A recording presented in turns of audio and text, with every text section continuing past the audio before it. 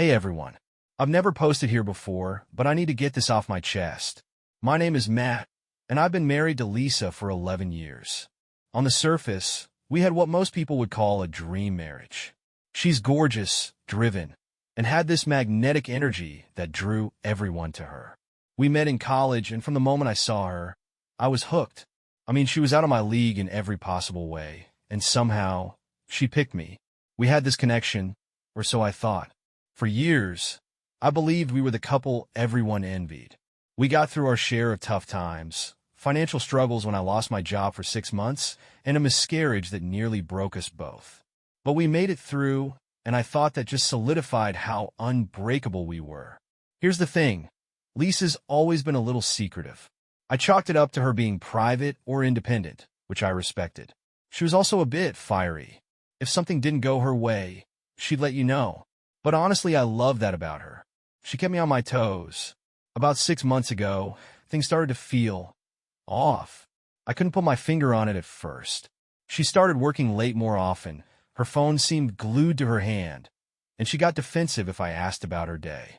I didn't want to be that paranoid husband, so I gave her space. We've always trusted each other, and I figured it was just a rough patch. After all, we'd been through worse. Or so I thought. Little did I know, there was a massive secret Lisa had been keeping from me since the day we met. I'm not even sure how to describe the way it unraveled, but trust me when I say you're going to want to stick around for this. It all started with something small, an argument over dinner plans. Lisa had been extra snippy lately, and I finally called her out on it. She snapped back, saying she was exhausted from work and didn't need me adding to her stress. That in itself wasn't unusual. Lisa had a temper, but this time it felt different. She seemed distracted, like her head was somewhere else entirely. Later that night, while she was in the shower, her phone buzzed on the counter. I glanced at it out of habit. It wasn't like I'd ever had a reason to go through her phone before, but this time I hesitated. The screen lit up, and I saw a notification from someone named Jared Work. The message preview was short, but it read, "Can't wait to see you again tomorrow." I froze. I told myself there had to be an explanation. Lisa had always been friendly, even flirty with people. It didn't mean anything, right? Still, I couldn't shake the pit forming in my stomach. The kiss emoji wasn't something a coworker would casually send. When she came out of the bathroom, I asked her point blank, "Hey, who's Jared?" She paused for a second too long. Then she rolled her eyes and said, "Oh, he's just someone from work. We're working on this big project together." "Why?" Her tone was sharp, almost like she was daring me to push further. I didn't. Instead, I mumbled something about the text and dropped it. I didn't want to come off as the jealous, overbearing husband. That's never been my style. But after that, things kept piling up. She'd leave the house late at night, saying she was going to meet a friend for drinks. She'd come back hours later, smelling like expensive cologne that wasn't mine. Her excuses were always airtight. Team dinners, networking events, just needing some time to herself. The weirdest thing, though, was how our physical relationship changed. She started to put up strange boundaries, telling me certain things made her uncomfortable now or that she was too tired most of the time. I tried to be understanding, but something felt off. There was this unspoken tension between us that hadn't been there before, and I couldn't shake the feeling that I was being kept in the dark about something big. And then one night, I accidentally stumbled onto the truth, or at least the start of it. Looking back, I can't believe how blind I was, but I guess that's what happens when you trust someone with your whole heart. That it was a Friday night, and Lisa had just left for one of her networking events. I wasn't proud of it, but curiosity finally got the better of me. I couldn't stop thinking about Jared in that text. So, while she was out, I decided to do something I'd never done before. I opened her laptop. I wasn't looking for anything specific. I just needed some sort of reassurance that I wasn't losing my mind. Her email was logged in, so I clicked on it. At first, nothing seemed strange, just a lot of work emails and the usual spam. But then I noticed a folder tucked away under a bunch of subcategories titled Personal. My heart was pounding as I opened it. Inside, there were dozens of emails with vague subject lines like Thursday's details and confirmed for 8 p.m. I clicked on one, and what I found made my stomach drop. It wasn't work-related at all. The emails were from men, multiple men, and they were arranging meetups. Some of them mentioned specific hotels, while others were oddly formal, almost businesslike, with references to rates and availability. My head was spinning. What the hell was this? Lisa had never mentioned anything about meeting people outside of work, let alone something this transactional. I kept scrolling, reading through more messages, trying to make sense of it. It wasn't until I saw a reply she sent to one of the men that the full weight of what I was looking at hit me. Please remember our boundaries. This is strictly professional. My husband can't know about this. I slammed the laptop shut. My first reaction was disbelief. This couldn't be real. Lisa wouldn't cheat on me. She wouldn't sell herself. That's not who she was. But the evidence was right there. My hands were shaking, and I felt like I couldn't breathe. When Lisa came home later that night, she was her usual self, smiling, chatty, even joking about how boring the event had been. I wanted to confront her right then and there, but I couldn't. Not yet. I needed time to process what I'd seen and figure out what the hell I was going to do next. That night, I lay awake in bed next to her, staring at the ceiling, wondering how I'd missed all the signs. But as much as I wanted to hate her in that moment, part of me just felt sad. Like I was mourning the life I thought we had. The worst part? I had no idea just how deep this rabbit hole would go that I couldn't sleep that night. My mind was racing, replaying every moment with Lisa, every little detail I'd missed. The whole situation felt like a bad dream. But the more I thought about it, the more it became clear. I had to confront her. I couldn't keep pretending everything was fine when I knew it wasn't. The next morning, I waited until after breakfast. Lisa was sitting at the kitchen table, sipping her coffee, humming to herself like everything was normal. I couldn't do it. I couldn't just blurt it out. So, I tried to keep my voice steady, even though I felt like I was about to break. Lisa, we need to talk. She raised an eyebrow, setting her mug down. What about? I took a deep breath, trying to steady myself. I know about the emails. Her face didn't change at first. She blinked slowly, then gave me that trademark half-smile of hers that had always made me think everything was going to be okay, even when it wasn't. What are you talking about, Matt? I felt the anger welling up inside me. Don't lie to me. I saw the emails, Lisa. What the hell is going on? My voice cracked. I hated how weak it sounded. For a moment, she was silent. Then she sighed, leaning back in her chair like she had been waiting for this moment to come. Matt, I didn't want you to find out like this. I froze. Find out what, Lisa? What the hell are you talking about? She crossed her arms, her eyes shifting away. Okay, look, you remember how we've had some ups and downs over the years? Financial stuff, the miscarriage, all of it. I nodded slowly, still not understanding where she was going with this. Well, she began, her voice quieter now, almost apologetic. I have a condition. A rare one. I wasn't sure how to tell you about it, but I've been living with it for a long time. It's not something most people know about. My heart was pounding now. What condition? Lisa hesitated, and for a brief moment, I saw a flicker of hesitation in her eyes, like she was unsure whether or not she should continue. But then, she opened up. I was born with 2 vaginas, she said it quickly, almost like it was no big deal. But I felt the blood drain from my face. 2 vaginas? That sounded insane. Wait, what? I whispered, completely lost. I had no idea what she was even talking about.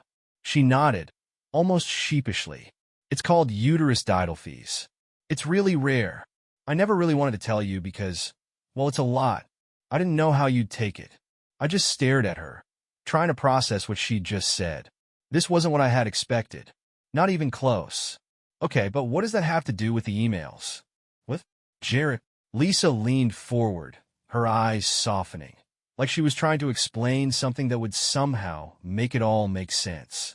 Matt, I've been working as an escort for years now. It's how I've been supporting us. 1 vagina, the one you've been with.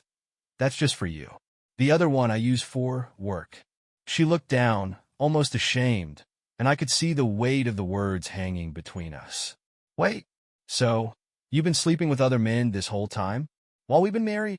My voice was shaking now, and I could barely get the words out. Lisa nodded, her gaze shifting. Yes, but it's not what you think. It's not cheating. It's business, Matt. I've always been careful, and I've always kept the 2 parts of me separate, you and them. I didn't think you'd ever find out. Her tone shifted, and she became defensive. Look, you knew I was independent, right? You've never minded me working late or being busy. I've always provided for us. And when things got tough, I needed to do what I had to do. It's not like I was out having an affair. I was working.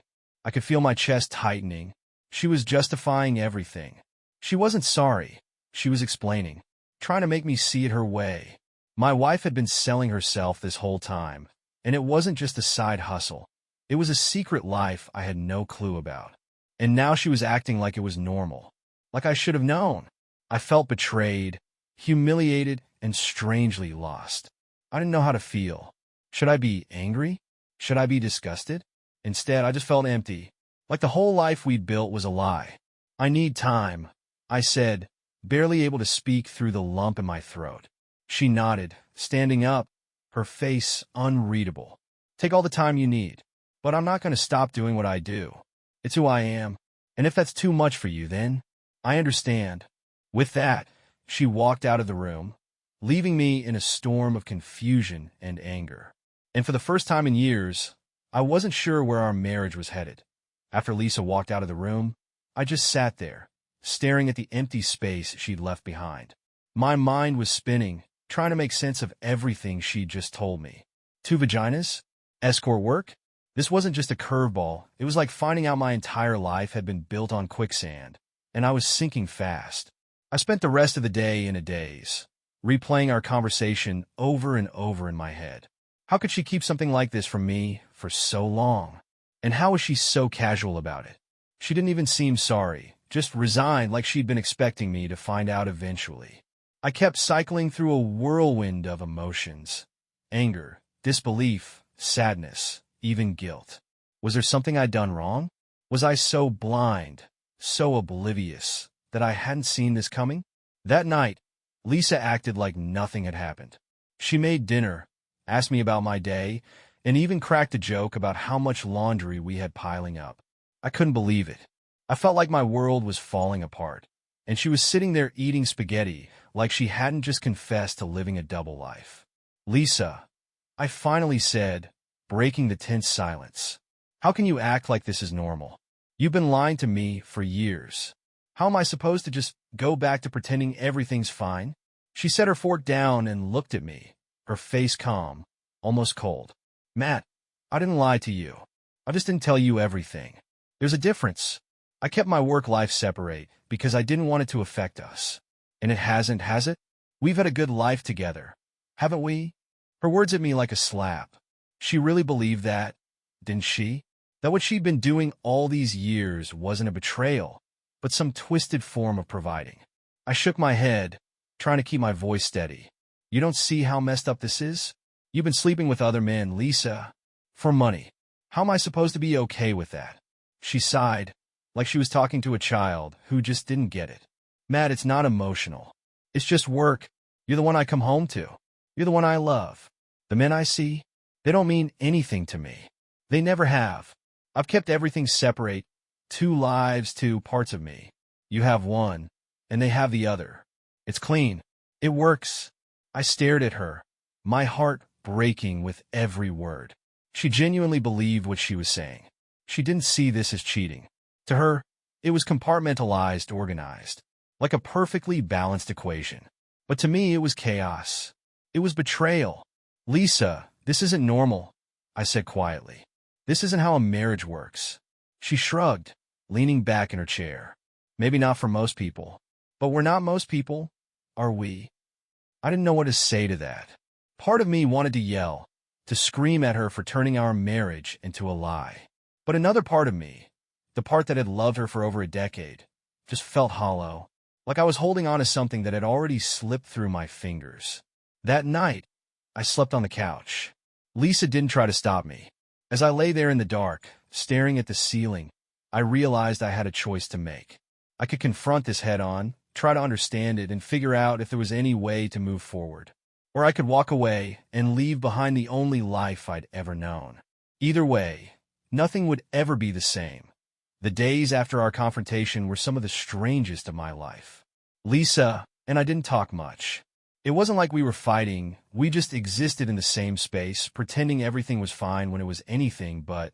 I tried to go about my normal routine, but every time I looked at her, all I could think about were the emails, her confession, and the cold, calculated way she'd explained it all. I couldn't stop obsessing over the details. How long had this been going on? How many men? Did she ever think about what it would do to me if I found out? Or worse, did she think I'd be okay with it? I started noticing little things that made it impossible to ignore. Her phone, always face down on the table. The way she'd leave for errands at odd hours. The lingerie she'd buy and never wear for me. It was like every piece of our life together had a shadow version I'd never seen before. I kept asking myself, was she really this person the whole time? Or was this just some desperate part of her life she kept hidden to protect me? Or maybe protect herself? One night, after she went to bed, I couldn't take it anymore. I opened her laptop again, determined to find out everything. If she wasn't going to give me the truth, I'd find it myself. I went back to that personal folder and dug deeper. What I found this time made my stomach turn. There weren't just emails. There were photos, glamorous, professional shots of her in expensive-looking outfits, posed in ways that left little to the imagination. There was a separate folder with receipts, high-end hotels, flights, gifts she'd bought with names I didn't recognize. And then the final blow, a spreadsheet. It was meticulously organized, with dates, times, client names, and payments. She'd been keeping track of everything. This wasn't some desperate, occasional side hustle to get us through tough times. This was her career. I slammed the laptop shut, my hands trembling. It felt like I'd been punched in the gut. Lisa wasn't just living a double life. She was thriving in it. She was calculated, organized, and completely unapologetic about it. And the worst part? She'd been doing this our entire marriage. From the very beginning, she'd been someone else. Someone I didn't even recognize. The next morning, I couldn't hold it in anymore. I confronted her again, this time with everything I'd found. Lisa, do you have any idea how much this has destroyed me? How much of a betrayal this is? She didn't flinch. If anything, she looked annoyed. Matt, I told you. This is who I am. It's not like I hid it because I wanted to hurt you. I hid it because I knew you couldn't handle it. And guess what? I was right. You don't get to decide what I can handle. I snapped, my voice rising. You don't get to build a life with me based on lies and then act like I'm the problem when I find out the truth. She sighed, like I was exhausting her. Matt, it's not like I ever cheated on you in the way you're thinking. I've always been loyal to you emotionally. Physically, it's just separate. You're blowing this out of proportion. That was it. That was the moment something in me snapped. I couldn't believe the arrogance, the sheer audacity of her words. She wasn't sorry. She wasn't even trying to make things right. To her, this was normal, and she thought I should just accept it. Do you even love me? I asked, my voice quieter now, broken. She hesitated just for a second. Then she said, Of course I do. But this is who I am, Matt. If you can't accept that, then maybe we're not as strong as I thought we were. That hit me harder than anything else. She wasn't fighting for us. She wasn't even trying. In her mind, this was all on me now, my problem to deal with. I walked out of the room, feeling more lost than ever. For the first time, I started to wonder if this marriage could even be saved, or if I was just holding on to a version of Lisa that never really existed. After that last conversation, something inside me broke. I felt like I was living with a stranger. Lisa, the woman I'd built my life with, wasn't who I thought she was. And the worst part? She didn't seem to care. She went about her days like nothing had happened. Like her confession hadn't completely shattered the foundation of our marriage. I started avoiding her. I'd leave for work early and come home late, making excuses about projects and deadlines. On weekends, I'd find reasons to be out, running errands, meeting up with old friends, anything to avoid being alone with her. But no matter how far I tried to run, the weight of everything followed me. I couldn't escape it. My emotions were all over the place. One minute, I'd be furious, picturing her with other men, imagining the lies she'd told me over the years. The next, I'd feel this overwhelming sadness, like I'd lost something precious I'd never get back. And then there was the guilt. Was I a bad husband? Did I somehow drive her to this? Maybe I'd been too blind, too trusting, too boring. One night, after a particularly long day at work, I came home to find her sitting on the couch, scrolling through her phone. She looked up when I walked in, her expression unreadable. "We need to talk," she said, her voice calm. I dropped my bag by the door, already exhausted. "What now, Lisa?" She gestured for me to sit down. I didn't want to, but I did anyway, bracing myself for whatever bombshell she was about to drop. "I've been thinking," she began, setting her phone down. "I know this is hard for you, but you need to understand that this is my life. It's not going to change. I'm not going to quit what I do, because it's part of who I am, and honestly, I'm good at it." Her words hit me like a slap. She wasn't apologizing. She wasn't even trying to meet me halfway. She was doubling down, planting her flag in the ground, and daring me to challenge her. "So, what are you saying?" I asked, my voice barely above a whisper. She leaned forward, her eyes steady. "I'm saying you need to figure out if you can live with this. If you can accept me for who I am, we can keep this marriage going. But if you can't, then maybe it's time to move on." I stared at her, my chest tightening. She was giving me an ultimatum. Accept her double life, her secret world, or walk away from everything we'd built together. "I don't even know who you are anymore," I said, my voice shaking. "How can you expect me to just be okay with this? You lied to me, Lisa, for years, and now you want me to pretend it's fine?" Her expression softened, but only slightly. "I didn't lie, Matt. I just didn't tell you. There's a difference. And if you love me, you'll try to understand." That was the moment I realized how fundamentally different we were. To her, this was just another obstacle to navigate. To me, it was a betrayal so deep I didn't know if I'd ever recover. I didn't respond. I couldn't. Instead, I stood up and walked out of the room, leaving her sitting there on the couch, still calm, still composed. I went to bed that night feeling more alone than I ever had in my life. In the days that followed, I started thinking about what life would look like if I left. Could I really start over? Would I ever be able to trust someone again? And then there was the question that haunted me the most. Did I even want to leave? Because as much as I hated what Lisa had done, as much as I felt betrayed, part of me still loved her. Part of me still wanted to fight for the woman I thought I'd married.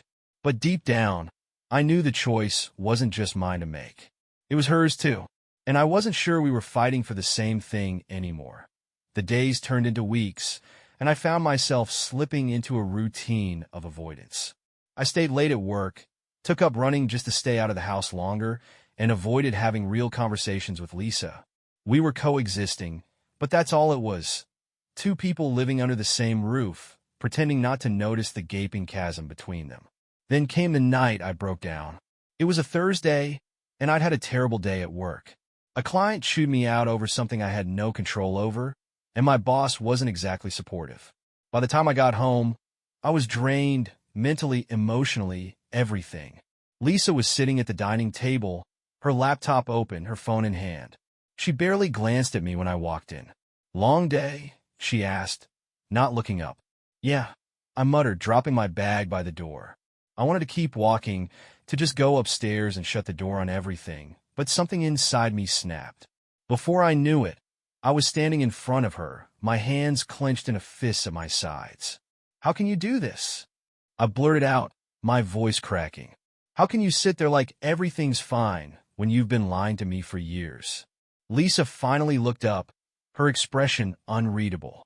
She closed her laptop and set her phone down, giving me her full attention. "Matt, we've been over this. I'm not lying to you. I've explained everything. If you're still upset, that's on you." Her words were like gasoline on a fire. "On me? Are you serious right now? You've been living a double life, sleeping with other men, and you expect me to just, what? Get over it? Pretend it's normal?" She leaned back in her chair, her calm demeanor infuriating. "I've never pretended to be someone I'm not, Matt. You're the one who built this fantasy version of me in your head. If you'd asked questions, if you'd been more involved, maybe you would have figured it out sooner." That stung. It was like she was blaming me for not catching her lies sooner. "I trusted you, Lisa. That's what marriage is supposed to be about. Trust." She shrugged. "And I've trusted you to love me for who I am. But if it's not enough for you, then maybe we should stop pretending this is going to work." her words at me like a punch to the gut. She was throwing the decision back at me, like she wasn't willing to take any responsibility for what had happened. I wanted to yell, to scream, to make her understand how much she'd hurt me. But instead, I just broke. I don't know if I can do this anymore, I said, my voice barely above a whisper. I don't know if I can look at you and not see the lies. Not see them. For the first time, Lisa's composure cracked. Her face softened, and for a moment, I thought I saw a flicker of regret in her eyes. Matt, she said, her voice quieter now, I never wanted to hurt you. I've always loved you. But this is who I am. It's who I've always been. I sank into the chair across from her, burying my face in my hands. I felt like I was drowning, like there was no way out of this mess. I don't even know who I am anymore, I admitted. I built my whole life around you, around us. And now, I don't know. We sat there in silence for what felt like hours, the weight of everything we'd been through hanging between us. Finally, Lisa reached across the table, her hand brushing against mine. You don't have to decide anything right now, she said softly. But whatever happens, I need you to know that I never stopped loving you. Not for 1 second. I wanted to believe her. God, I wanted to believe her. But how could I, when everything I thought I knew about her had been a lie? That night, I lay awake in bed, staring at the ceiling, wondering if there was any way to salvage what we had, or if it was already too late. The silence between us was unbearable. Days passed, and though we still lived under the same roof, it felt like we were strangers.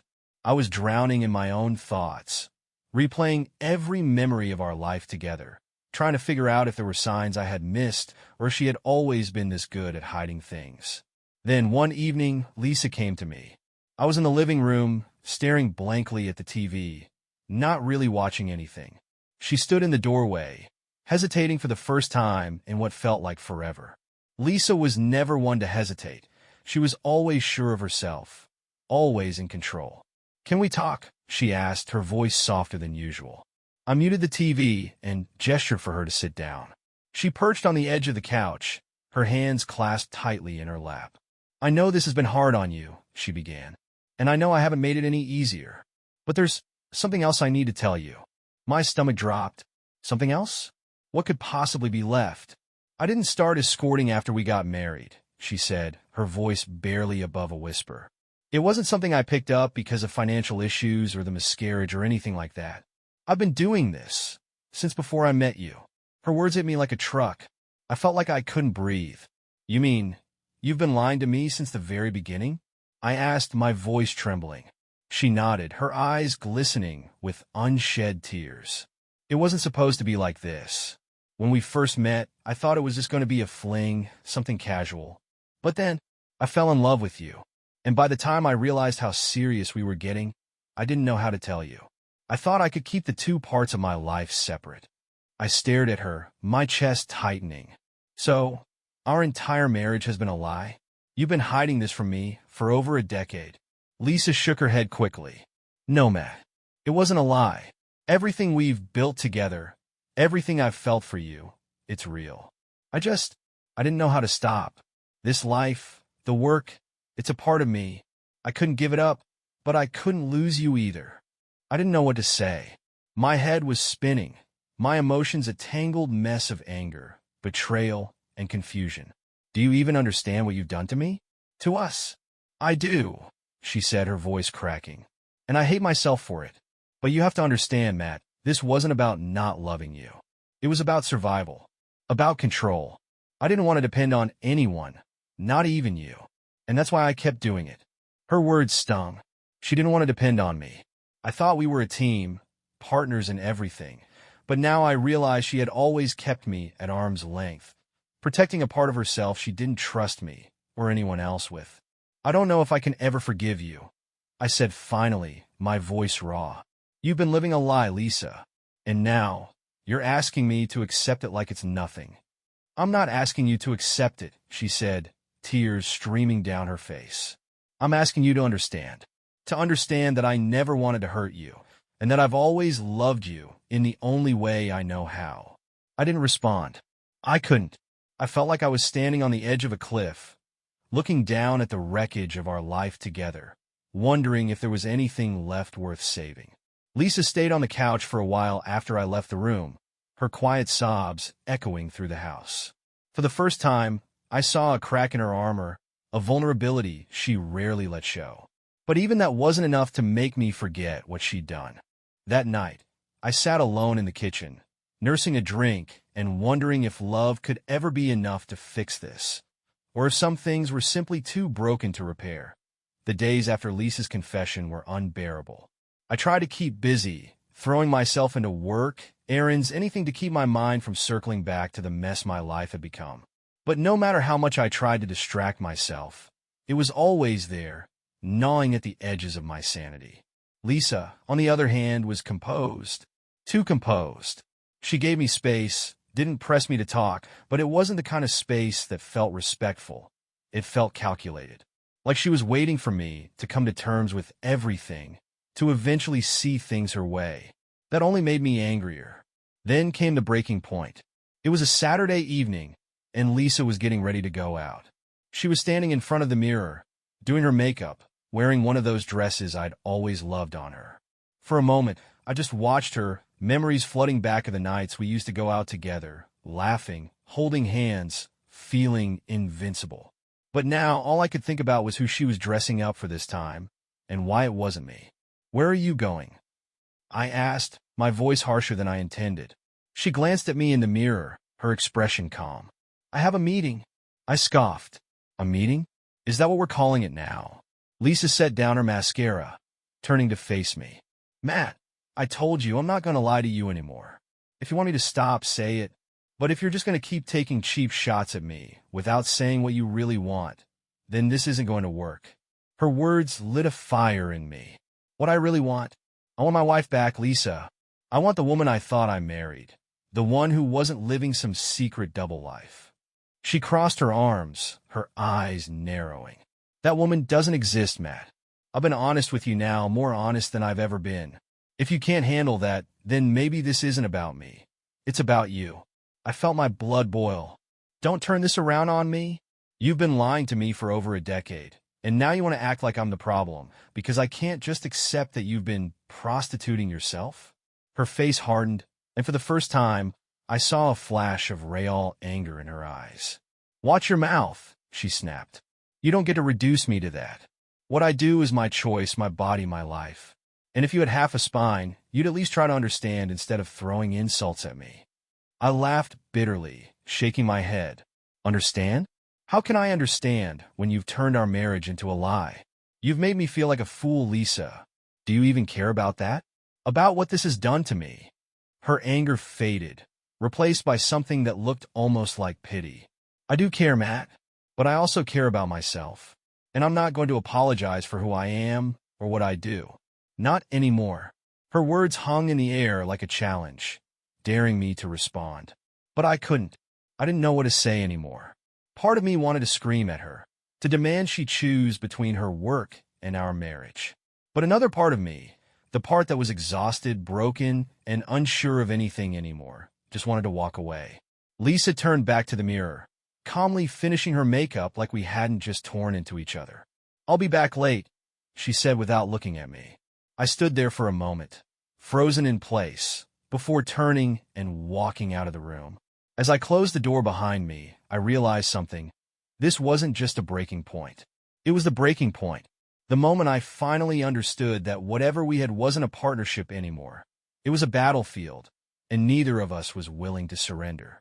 And in that moment, I wasn't sure there was anything left worth fighting for. That night, as Lisa walked out the door, dressed to perfection for whoever was waiting for her, I felt a sense of finality. I sat on the couch, staring at the spot where she had just stood, and something inside me shifted. I wasn't angry anymore, or even sad. I was just done, exhausted, drained. There was nothing left to give to this marriage, and it was clear Lisa wasn't going to stop being who she was. I realized I had to make a choice, not for Lisa, but for myself. Over the next few days, I started putting a plan together. I didn't tell anyone, not even my closest friends. I was too embarrassed, too ashamed of how blind I'd been for so long. Instead, I started quietly gathering documents, bank statements, our lease, anything I'd need if I decided to leave.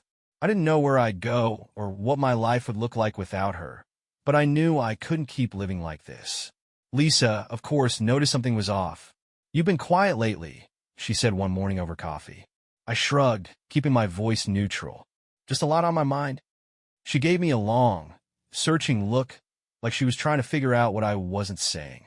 But instead of pressing, she simply nodded. "Take your time," she said almost kindly. "I know this hasn't been easy for you." Her calmness frustrated me. It was like she thought I was the one who needed to adjust, the one who needed to change. She didn't see, or didn't care, that her choices had destroyed the foundation of everything we'd built. One evening, while Lisa was out again, I started packing a small bag. Just the essentials, a few changes of clothes, my laptop, toiletries. I figured I could stay with a friend or book a hotel for a few nights until I figured out my next steps. As I zipped the bag shut, I felt a strange mix of emotions. Sadness, yes, but also relief. For the first time in weeks, I felt like I had a sense of control again. But as I stood there, staring at the bag, a new wave of doubt washed over me. Could I really do this? Could I walk away from over a decade of my life? From the woman I had once loved so deeply I thought nothing could break us? What if leaving didn't fix anything? What if I ended up more lost than I already was? And then, almost as if the universe wanted to test my resolve, Lisa walked in. I hadn't even heard her car pull up. She stood in the doorway, her coat draped over her arm, her eyes immediately locking onto the bag sitting on the bed. "What's this?" she asked, her voice calm but laced with suspicion. I froze, my heart racing. I was just thinking about taking a few days. Some space to clear my head. Lisa set her coat down and stepped into the room, her expression unreadable. "Space? Is that what you think is going to fix this?" Her tone wasn't angry. If anything, it was almost amused, like she didn't believe I'd actually go through with it.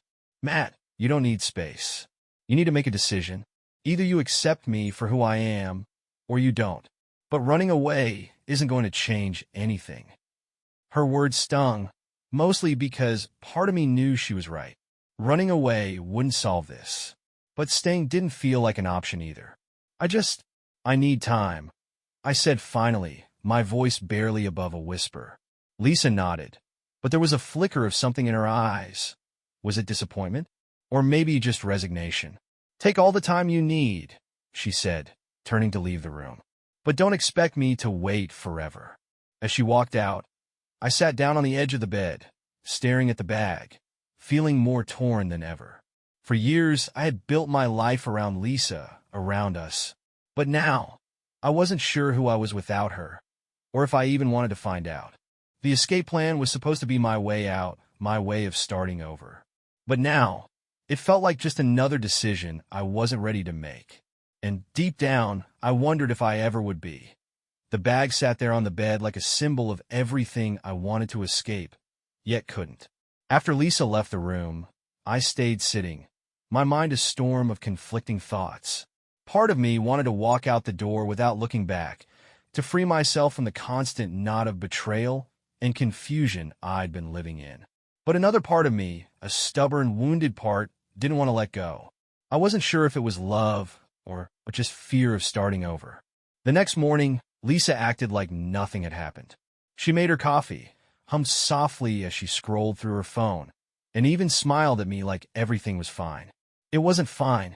It hadn't been fine for weeks, maybe even years. But watching her, I felt a flicker of something I hadn't felt in a while. Curiosity. Who was this woman? The real Lisa?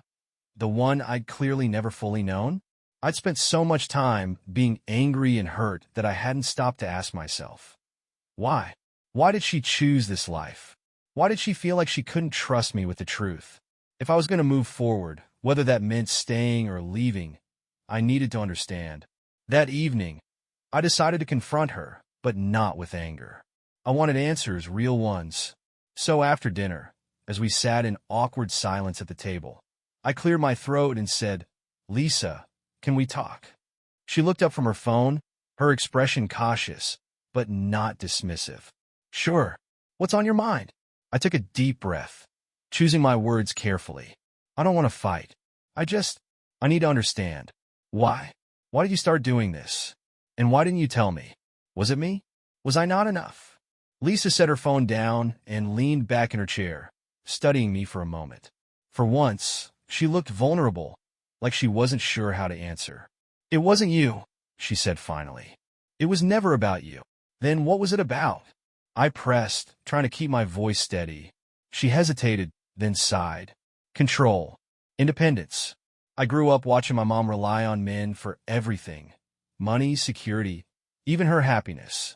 And every time one of them left, it broke her a little more. I swore I'd never be like that. I wanted to have my own power, my own choices. When I started escorting, it gave me that.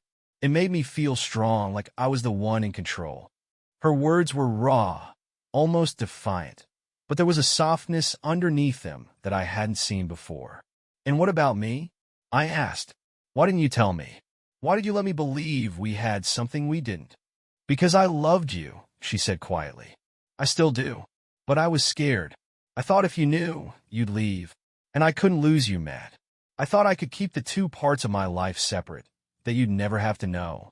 I stared at her, my chest tightening. Her explanation didn't make the betrayal hurt any less. But for the first time, I saw the cracks in her armor. She wasn't the unshakable, confident woman I'd always thought she was. She was scared, flawed, and human. Do you regret it? I asked, my voice barely above a whisper. Any of it? She looked down at her hands, her fingers fidgeting with the edge of the table. I regret lying to you. I regret not telling you the truth from the beginning. But the work? No. It's part of who I am. I wish you could see that. Her honesty was a double-edged sword. On one hand, I respected it. On the other, it confirmed what I'd been dreading. She wasn't going to change. This was Lisa, the real Lisa, and if I stayed, I'd have to accept all of her. I don't know if I can. I admitted, my voice breaking. I don't know if I can accept this, Lisa. I don't even know if I want to. She nodded, her face a mix of sadness and understanding. I know, and if you can't, I won't blame you. But I hope you'll at least try to see me for who I am, not just what I do. That night, I lay awake, her words echoing in my mind. For the first time, I saw her not as the woman who had betrayed me, but as someone who had been fighting her own battles long before I came into the picture. It didn't erase the pain, but it gave me something I hadn't felt in a long time: clarity. The question wasn't just whether I could forgive her. It was whether I could accept her for who she really was. And the answer to that wasn't as simple as I'd hoped. The clarity I'd felt the night before was fleeting. The next morning, I woke up with a crushing sense of uncertainty, like the weight of the decision I had to make was pressing down on me. Lisa was already up, sitting in the kitchen with her coffee and laptop, her expression serene. She looked like she always had, calm, composed, beautiful. But now, I couldn't look at her without seeing everything I hadn't known before. We didn't talk much that day. I spent most of it wandering around the house, pretending to do chores while my mind raced. Could I really leave her? Could I walk away from the life we'd built together, even if it had been built on lies?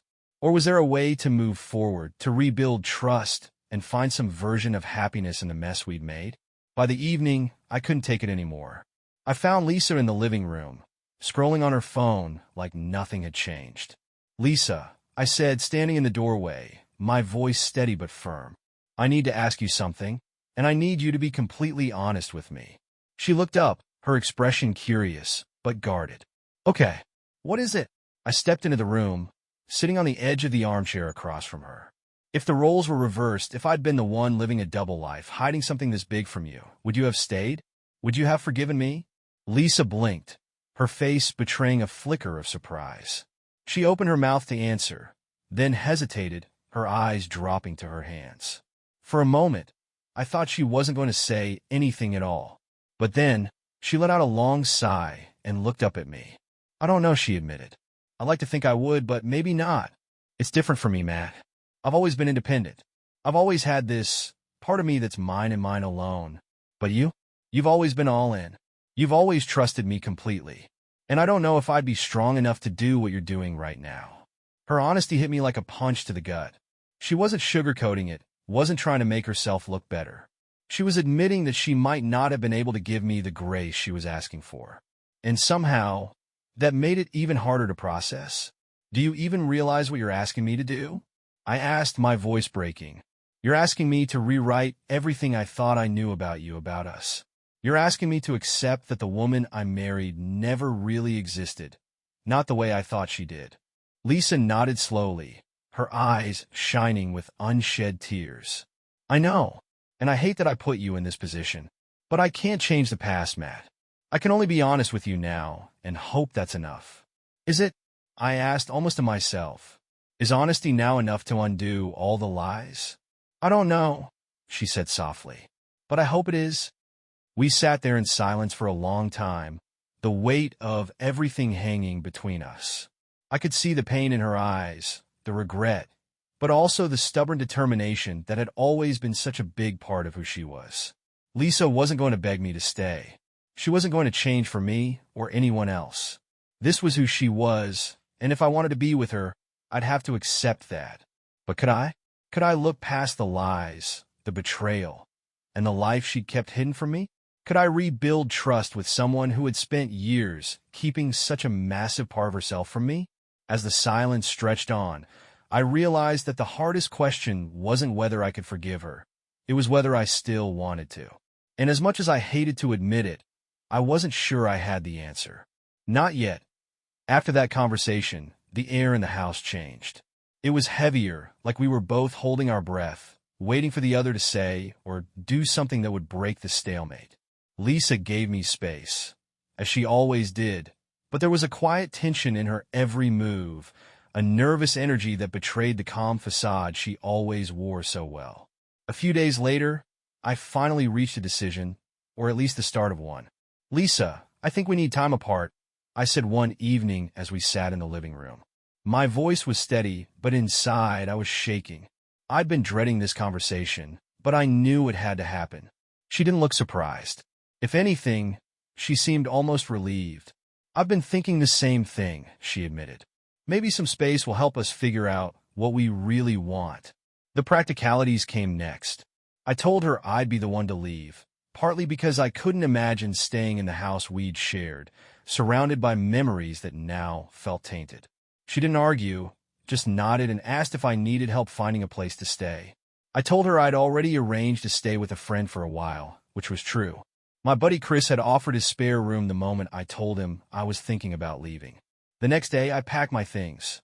Lisa stood in the doorway of our bedroom, watching silently as I shoved clothes into a duffel bag. She didn't cry or plead or try to stop me. She just stood there, her arms crossed, her face unreadable. When I finally zipped up the bag and turned to leave, she stepped forward and placed a hand on my arm. Matt, she said, her voice soft, I hope this isn't goodbye. I hope it's just a pause. I didn't know how to respond to that, so I just nodded and walked out the door. Living at Chris's place was strange at first. He tried to keep things light, cracking jokes and insisting we order pizza and play video games like we were back in college. But after a few days, he sat me down and asked the question I'd been avoiding. So, what's the plan, man? Are you thinking about divorce? I don't know, I admitted, running a hand through my hair. Part of me feels like I should. I mean, how do you come back from something like this? But then, I think about all the good times we've had, and I wonder if it's worth fighting for. Chris nodded, his expression serious for once. You got to figure out what you can live with. If you can forgive her and move forward, great. But if you can't, that's okay too. You got to do what's right for you. His words stuck with me. For the first time, I started to really think about what I wanted, separate from what Lisa wanted or what I thought our marriage should be. It wasn't an easy question to answer. Every time I thought I'd made up my mind, another memory would surface. Our wedding day, the way she smiled at me when she thought I wasn't looking, the nights we'd spent dreaming about the future, and I'd feel myself waver. Meanwhile, Lisa and I kept in touch, mostly through short texts. She'd check in to see how I was doing, and I'd respond with polite but distant answers. I could tell she was trying to give me space, but there were moments when I caught glimpses of her vulnerability, like the night she sent me a message that simply said, I miss you. I didn't respond to that one. I couldn't. The trial separation gave me time to breathe, to think, to start piecing myself back together. But it also made one thing painfully clear. As much as I wanted to distance myself from the pain and betrayal, I still loved her. And that love was the hardest thing to reconcile with everything else. I wasn't ready to make a final decision yet. But I knew one thing for sure. This wasn't just about Lisa anymore. It was about me, about what I wanted, what I needed, and whether I could ever find a way to rebuild trust. Not just in her, but in myself. The time apart wasn't just a pause. It was a test of whether our love was strong enough to survive the truth, or whether some wounds were too deep to heal. Weeks turned into a month, and the trial separation gave me clarity I hadn't expected. Living away from Lisa, away from the house and the life we'd built together, forced me to confront my feelings head-on. I couldn't escape the questions that haunted me. Could I forgive her? Could I live with what she'd done? And more importantly, did I even want to? Lisa and I spoke occasionally, but the conversations were brief, surface level. She never pushed, never demanded answers, but I could sense her waiting. There was a patience in her that I hadn't noticed before, like she knew this time apart was as much about me rediscovering myself as it was about our marriage. One evening, as I sat on the couch at Chris's place, staring at the wall, my phone buzzed. It was Lisa. The message was simple. Can we talk? In person. My stomach churned as I stared at the screen. Part of me wanted to ignore it, to keep hiding in the bubble of separation where I didn't have to face the full weight of what had happened. But another part of me, the part that still loved her, even after everything, knew it was time. We met at a small coffee shop, one we used to go to when we first started dating. It felt surreal to sit across from her, like we were strangers trying to reconnect after years apart. Lisa looked nervous, a rare sight. She kept fidgeting with her coffee cup, her eyes darting around the room before finally settling on me. "Thanks for coming," she said softly. I nodded, unsure of what to say. The silence stretched between us, heavy and uncomfortable, until she finally broke it. "Matt, I know I've hurt you. I know I've broken your trust, and I don't expect you to forgive me overnight, if you can ever forgive me at all. But I need you to know that I never meant to hurt you. I kept things from you because I was scared, because I thought I could have both, this life I built with you and the independence I've always needed. But I see now that I was wrong." Her voice cracked, and for the first time in weeks, I saw the raw emotion she'd been holding back. "I don't want to lose you, Matt. I love you. I've always loved you. But I also know that love might not be enough." Her honesty hit me hard. This wasn't the defensive, composed Lisa I'd been dealing with for weeks. This was a woman who was finally laying herself bare, admitting her flaws, her fears, her mistakes. "I don't know if I can forgive you," I said quietly, my voice trembling. "I don't know if I can ever look at you and not think about the lies, about the life you kept hidden from me." Lisa nodded, her eyes glistening with unshed tears. "I understand. And if that's the case, I'll let you go. I won't fight you. But if there's even a chance, if there's a part of you that still wants to fight for us, I'll do whatever it takes." The sincerity in her voice was almost overwhelming. I looked down at my coffee, my mind racing. For weeks, I'd been grappling with the betrayal, the anger, the sadness. But now, sitting across from her, I realized something I hadn't allowed myself to admit before. I still loved her. Even after everything, I still loved her. But was love enough? "I need time," I said finally, my voice barely above a whisper. "I can't make this decision right now. I need to figure out what I want, what I can live with." Lisa reached across the table, her hand brushing against mine. "Take all the time you need," she said softly. "I'll be here waiting. And if you decide you can't do this, I'll understand." As I walked out of the coffee shop, my heart felt heavy but oddly lighter at the same time. For the first time, I felt like the decision was truly mine. Not hers, not ours, but mine. Standing at the crossroads of love and betrayal, I realized there was no right or wrong answer. There was only the choice I could live with, the one that would allow me to move forward, whether that meant rebuilding with Lisa or starting over on my own.